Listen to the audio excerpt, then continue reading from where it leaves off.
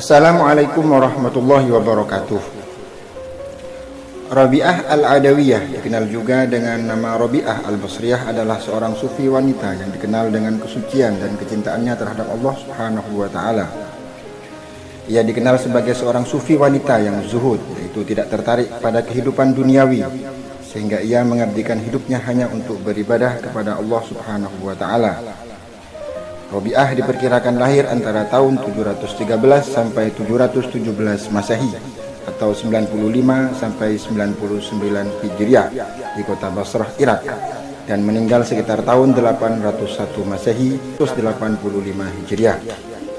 Nama lengkapnya adalah Rabi'ah binti Ismail al-Adawiyah al-Basriyah. Rabi'ah merupakan sufi wanita beraliran Sunni pada masa dinasti Umayyah yang menjadi pemimpin dan murid-murid perempuan dan zahidah. Ia mengabdikan dirinya untuk penelitian hukum kesucian yang sangat takut dan taat kepada Tuhan. Rabi'ah al-Adawiyah dijuluki sebagai The Mother of the Grand Master atau ibu para sufi besar karena kezuhudannya.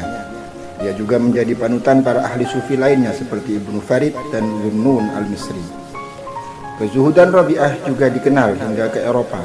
Hal ini membuat banyak cendekiawan Eropa meneliti pemikiran Rabi'ah dan menulis riwayat-riwayat hidupnya. Rabi'ah dilahirkan di kota Basrah, Irak sekitar abad ke-8, yakni tahun 713 sampai 717 Masehi. Ia dilahirkan dari keluarga yang sangat miskin dan merupakan anak keempat dari 4 bersaudara, sehingga ia dinamakan Rabi'ah, yang berarti anak keempat, dan ayahnya bernama Ismail. Ketika malam menjelang kelahiran Rabi'ah, keadaan ekonomi keluarga Ismail sangatlah buruk sehingga ia tidak memiliki uang dan penerangan untuk menemani istrinya yang akan melahirkan. Beberapa hari setelah kelahiran Rabi'ah, Ismail bermimpi bertemu dengan Nabi Muhammad SAW. Dalam mimpinya ia berkata pada Ismail agar jangan bersedih, karena anaknya Rabi'ah akan menjadi seorang wanita yang mulia, sehingga banyak orang yang akan mengharapkan syafaatnya.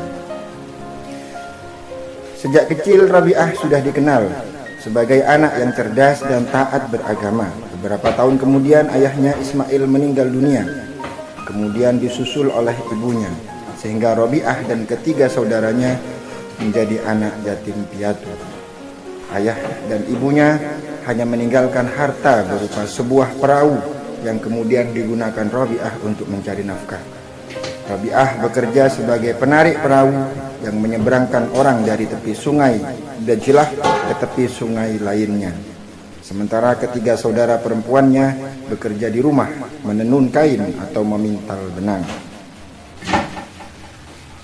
Ketika kota Basrah dilanda berbagai bencana alam dan kekeringan akibat kemarau panjang, Rabi'ah dan ketiga saudara perempuannya memutuskan untuk berkelana ke berbagai daerah untuk bertahan hidup. Dalam pengembaraannya, Rabi'ah terpisah dengan ketiga saudara perempuannya, sehingga ia hidup seorang diri. Pada saat itulah Rabi'ah diculik oleh sekelompok penyamun, kemudian dijual sebagai hamba sahaya seharga 6 dirham kepada seorang pedagang. Pedagang yang membeli Rabi'ah sebagai hamba sahaya memberlakukannya dengan kejam, sehingga Rabi'ah harus selalu bekerja keras sepanjang hari.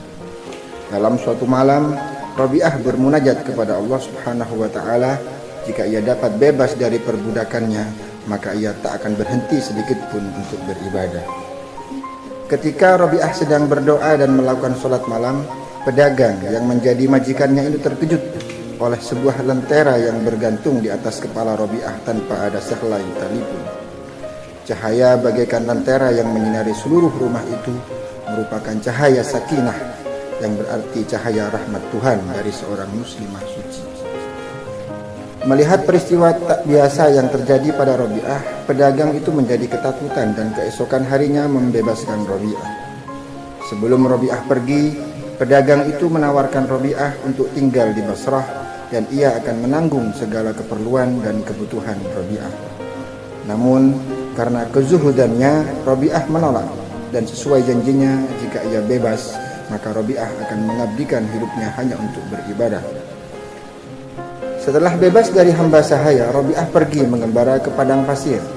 Setelah beberapa saat tinggal di padang pasir, ia menemukan tempat tinggal. Di tempat itulah ia menghabiskan seluruh waktunya untuk beribadah kepada Allah Subhanahu wa taala. Rabi'ah juga memiliki majelis yang dikunjungi banyak murid. Majelisnya itu juga sering dikunjungi oleh para zahid lainnya untuk bertukar pikiran. Di antara mereka yang pernah mengunjungi majelis Rabi'ah adalah Malik bin Dinar, Sufyan Ats-Tsauri, dan Syaqiq Al-Balkhi. Rabi'ah hanya tidur sedikit di siang hari dan menghabiskan sepanjang malam untuk bermunajat sehingga dikenal sebagai pujangga dengan syair-syair cintanya yang indah kepada Allah Subhanahu wa taala. Rabi'ah telah terkenal karena kecerdasan dan ketaatannya ke pelosok negeri, sehingga ia menerima banyak lamaran untuk menikah. Di antara mereka yang melamarnya adalah Abdul Wahid bin Zaid, seorang teolog, dan ulama Muhammad bin Sulaiman Al-Hashimi, seorang amir dari dinasti Abbasiyah yang sangat kaya. Juga seorang gubernur yang meminta rakyat Basrah untuk mencarikannya seorang istri. Dan penduduk Basrah bersepakat bahwa Rabi'ah adalah orang yang tepat untuk gubernur tersebut. Riwayat lain juga menyebutkan bahwa Hasan Al-Basri, seorang sufi besar dan sahabat Rabi'ah, juga meminangnya. Namun hal itu masih diragukan kebenarannya mengingat Hasan Al-Basri meninggal 70 tahun sebelum kematian Rabi'ah. Rabi'ah menolak seluruh lamaran itu dan memilih untuk tidak menikah. Meskipun tidak menikah, Rabi'ah sadar bahwa pernikahan termasuk sunnah agama, sebab tidak ada kependetaan dalam syariat Islam.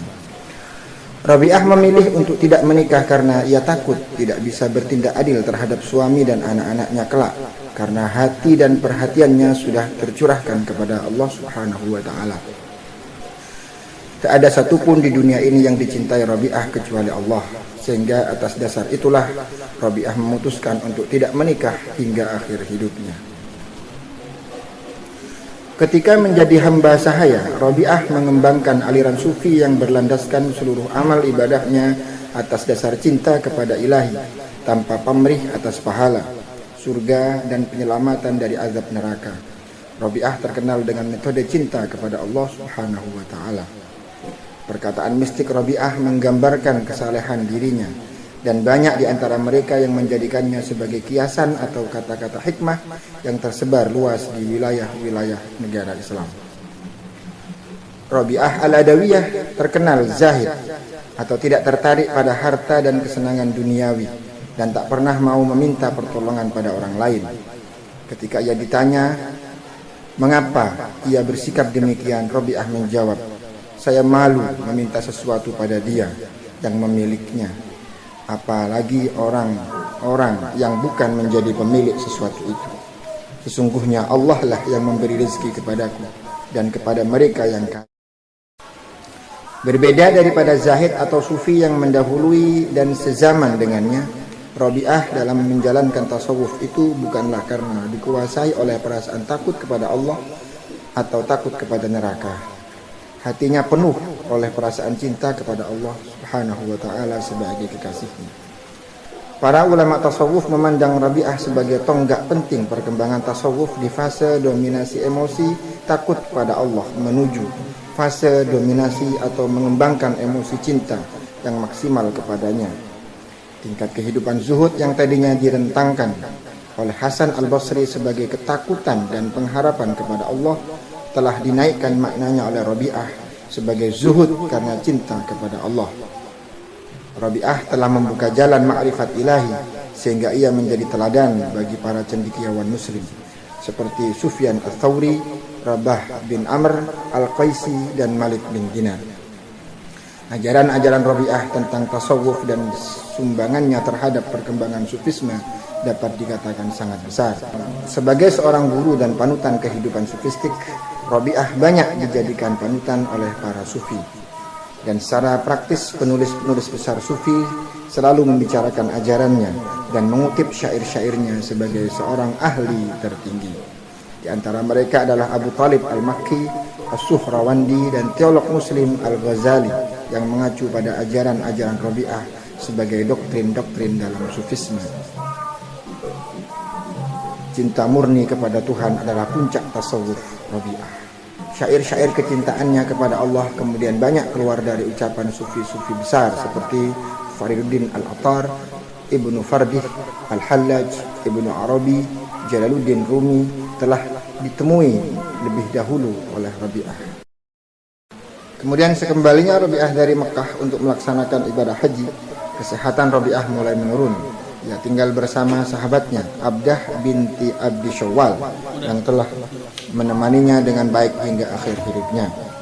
Rabi'ah tak pernah mau menyusahkan orang lain, sehingga ia meminta kepada Abdah untuk membungkus jenazahnya nanti dengan kain kafan yang telah ia sediakan sejak lama. Menjelang kematiannya, banyak orang-orang yang saleh ingin mendampinginya, namun Rabi'ah menolak. Rabi'ah diperkirakan meninggal dalam usia 83 tahun pada tahun 801 Masehi atau 185 Hijriah dan dimakamkan di kota Basrah, Irak.